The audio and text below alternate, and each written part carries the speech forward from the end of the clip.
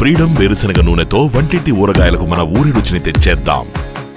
మీ ఇంట్లో ఒకేసారి ముగ్గురు కోల్పోవటం, నాన్నని, అమ్మని, చెల్లిని, ఒక్కడిగా మిగిలాను, ఒంటరైపోయాను, రక్త సంబంధం మొత్తం మిస్ అయ్యానన్న ఫీలింగ్ కలిగిందా సార్? బాగా డెఫినెట్గా కలిగింది. డెఫినెట్గా బాధ అనిపించింది. ఆ టైంలో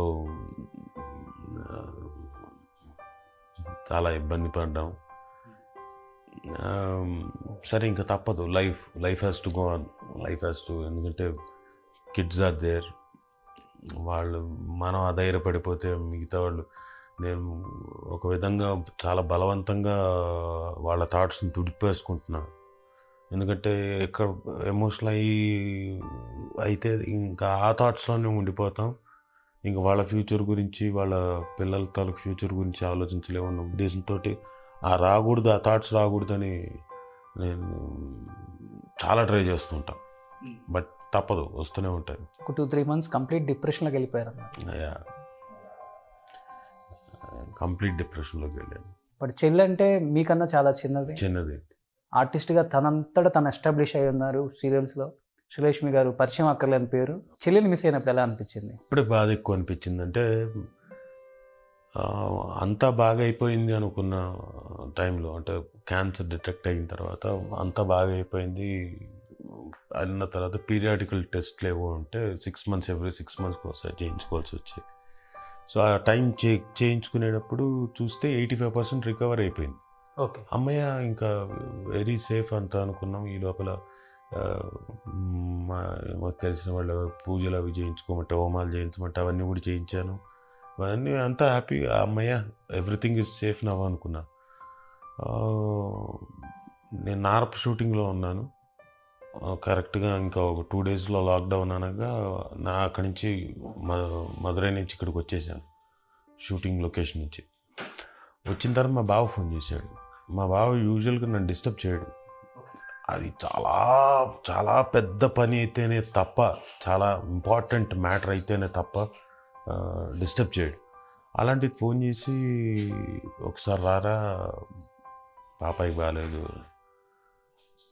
వీడన్నా అంటే ఏదో ప్రాబ్లం ఉందని పరిగెత్తాను. అయితే ఏంటంటే మళ్ళీ రిలాప్స్ అయింది, బాగా ర్యాపిడ్గా ఇదైపోయింది. అండ్ మరి డెసిషన్ ఏం చేద్దాం, కీమో చేయించడానికి కూడా చేయించినా కష్టం అవుతుంది. Chances are very feeble. And తనకి ఆ టైంలో జాండీస్ వచ్చింది. అది పెద్ద ప్రాబ్లం. అది తగ్గిన తర్వాత కానీ కీమో చేయలేరు. సో ఆ జాండీస్ రావడంతో, అంతకుముందు మోడీ గారు చెప్పారు కదా అని చప్పట్లు కొట్టడం అవన్నీ కూడా ఆ రోజున బాల్కనీలో అందరం కలిసి అంతా ఇచ్చేసాం. అప్పుడు కూడా బాగుంది. వితిన్ 2 days డ్రాస్టిక్గా అలా మెల్లగా జారుకుంటూ వెళ్ళిపోయింది. చివరి రోజుల్లో కూడా పిల్లల గురించి చెప్పుంటారు సార్. చిన్నపిల్లలు నన్ను వదిలే పాప, ఇంకా ప్రాణాన్ని మేము ఉన్నాం కదా, మేము చూసుకుంటాం, డోంట్ వరీ అంటే బాగా తట్టుకోలేకపోయాను చూసి. అది అంటే ఎలాంటి పరిస్థితి అంటే ఆ 1 week ఉన్న దాంట్లో పాండమిక్ టైము, మనుషులు హాస్పిటల్లో అడ్మిట్ చేసుకోవడానికి ఎవరు సిద్ధంగా లేరు. వాళ్ళు ఏమన్నారంటే, ఉన్నా కానీ మేమేం డబ్బులు ఖర్చు అవుతాయి తప్ప మీకు ప్రాణానికి గ్యారంటీ లేదు. సో ఉన్న టైంలో అందరు ఫ్యామిలీ మెంబర్స్ దగ్గర ఉండి తన్ని పాలియేటివ్ క్యాన్సర్ ట్రీట్మెంట్ అంటారు. ఓకే, యూజువల్గా లాస్ట్ సెగ్మెంట్లో వెళ్ళిపోయేటప్పుడు ఆనందంగా పంపించేయడానికి ట్రై చేయాలి. సో అందరం అక్కడే ఉన్నాం, ఏం మాట్లాడుతున్నాం. షీ వాజ్ అంటే అన్కాన్షియస్ స్టేజ్లో ఉండింది. అప్పుడప్పుడు కళ్ళు తెరిచేది, ఎప్పుడో కాన్షియస్, పాపాయ్ అని పిలిచినప్పుడు కళ్ళు తెరిచేది. ఎక్స్ప్రెస్ చేయడానికి కూడా చేతకాని పరిస్థితిలో ఉండేది. కళ్ళ నీళ్ళు అలా ఒక చుక్కలా గారుతూ ఉండేది. సరే, డోంట్ వరీ, యూఆర్ దేర్ అని చెప్పేసి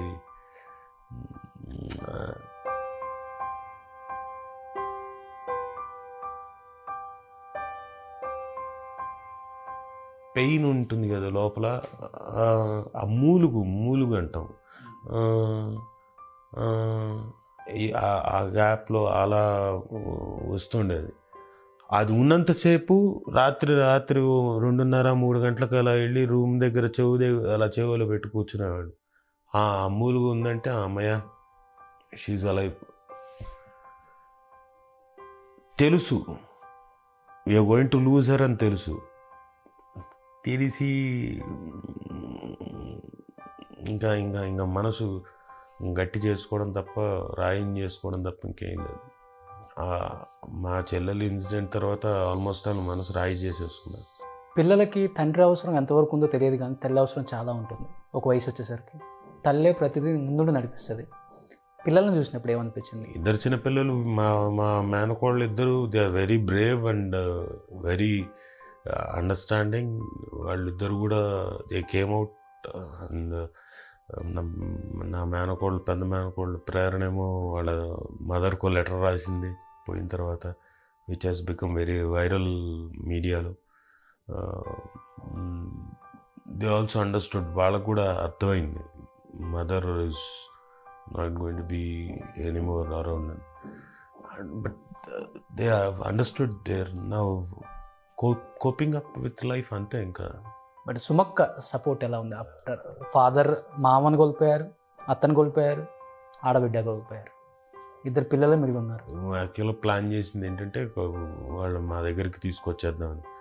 వాళ్ళకేమో ఆ ఇంటితోటి వాళ్ళ మదర్ తోటి బాగా అనుబంధం ఉంది. మేము ఇక్కడే ఉంటామని చెప్పేసి వాళ్ళ నాన్నగారు ఉన్నారు. ఇంకా రోజు ఫోన్లో మాట్లాడుకోవడం, వెళ్ళి రావడం, చూసి రావడం అలా. సో బయట ఇండస్ట్రీలో ఎక్కువ వినపడింది ఏంటి అంటే, సో రాజీవ్ దగ్గరికి వచ్చి సుమ ఒకటే చెప్పారు, ఇప్పటి నుంచి మనకు 4 పిల్లలు.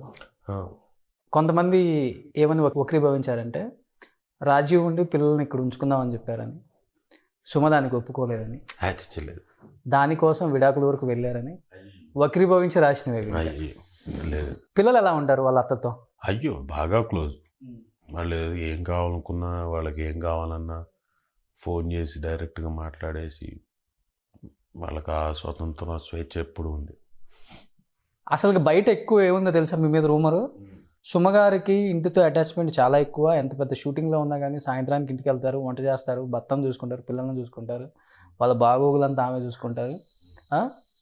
ఆమె ఎమోషనల్గా ఎక్కువ అవుతుంటుంది ఇంటి గురించి, రాజీవ్ గురించి, పిల్లల గురించి. సుమనే ఎవరు పట్టించుకోరు అసలుకి. ఇన్ని పట్టించుకున్న సుమకే ఈ పాపం ఈ దెబ్బలని అంటున్నారు, మీ మీదే చెప్తున్నారు ఎక్కువ. అదే నాకు తెలుసు అని చెప్తున్నా కదా, నన్నే అంటారు జనాలు. వాళ్ళు ఏదో పక్క నుండి చూసినట్టు బాగా, వాళ్ళే దగ్గరుండి పాపం సుమ షూటింగ్కి వెళ్తుంటే పక్కనే ఉండి వాళ్ళే అన్నీ చూసి అయ్యో పాపం అని చెప్పేసి ఎంత కష్టపడుతుందో ఆడపిల్ల అన్నట్టుగా ఫీల్ అయిపోయి. మరీ కష్టపడుతుంది, నేను కాదంటలేదు, అన్నీ కష్టపడుతుంది, అన్నీ చేస్తుంది, ఇవన్నీ వాస్తవాలే. కానీ అనుకుంటున్నట్టు, వాళ్ళు అనుకుంటున్నట్టు, మరి మిగతా అనుకున్నట్టు మరీ అంత దారుణంగా అనుకోనక్కర్లేదు పక్క వాళ్ళ గురించి. బట్ మీ సపోర్ట్ ఫుల్ ఉంటుంది సుమ గారికి. లేకపోతే అట్లా చెప్తే తెలుస్తుంది వాళ్ళకి కూడా ఇప్పుడు కనీసం. అందుకని వాళ్ళకి మీరు ఏం చెప్పినా తెలియదు వాళ్ళకి, ఎందుకంటే వాళ్ళు ఒకటి ఫిక్స్ అయితే వాళ్ళ దాంట్లోనే ఆలోచిస్తారు. అలా ఎందుకుంటారు? అయ్యో అది అంతే, అది కామన్. మనం చెప్పినా కానీ వాళ్ళకు ఒక వాళ్ళ మెంటల్ ఫిక్సేషన్ ఒకటి ఉంటుంది. ఆ ఫిక్సేషన్లోంచే మాట్లాడతారు వాళ్ళు. మనం ఏం చెప్పినా కానీ దాన్ని కూడా అంగీకరించరు. మన నోటి నుంచి వచ్చినా కానీ వాళ్ళు అంగీకరించరు. ఎందుకంటే వాళ్ళు ఒకటి అంతే. ఎందుకంటే వాళ్ళు ఫిక్స్ అయిపోయారు. వాళ్ళు ఫిక్స్ అయిపోయిన ఒక పర్టికులర్ దీనికి మనం ఏం చేయలేము. ఎప్పుడన్నా అడుగుతారా పర్సనల్గా, రాజీవ్ మన ఇద్దరి మీద ఒపీనియన్ ఏంటి బయట అసలు సొసైటీలో? ఇప్పుడు వాళ్ళు అందరూ ఒపీనియన్స్ తీసుకుంటే మా జీవితం నరకం అయిపోతుంది. So we never think about that. మా ఫ్యామిలీ, మా గొడవ మాది, మా పని మాది.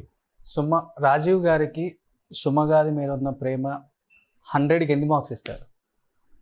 100కి నేను 95 వేస్తాను. ఒక 5% ఎందుకు? మరి అంత 100కి 100 అంటే అతిగా చెప్పాడు అనుకుంటారేమో అని. పోనీ సుమకి ఎన్ని ఇస్తుంది మామూలుగా మీకైతే?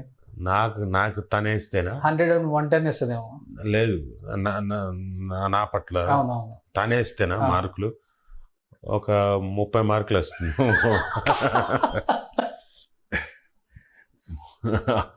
నేను నా అభిప్రాయం అది. 30 వేస్తారు మరి పాస్ అనేది చేస్తారు ఎవరైనా భర్తని 35 పాస్ మార్క్. నా అభిప్రాయం కదా కనుక్కుంది. సుమన్ అడిగితే చెప్తుంది. సుమన్ ఎంత ఎవరైనా భర్తల్ని 35 వేసి పాస్ చేస్తారు కదా. పోన్లేండి, ఇంకో పోను 35 అనుకోండి. కానీ మీరు బాగానే వేశారు. 100కు 100 వేస్తే బాగోదు కాబట్టి 95 వేసాను.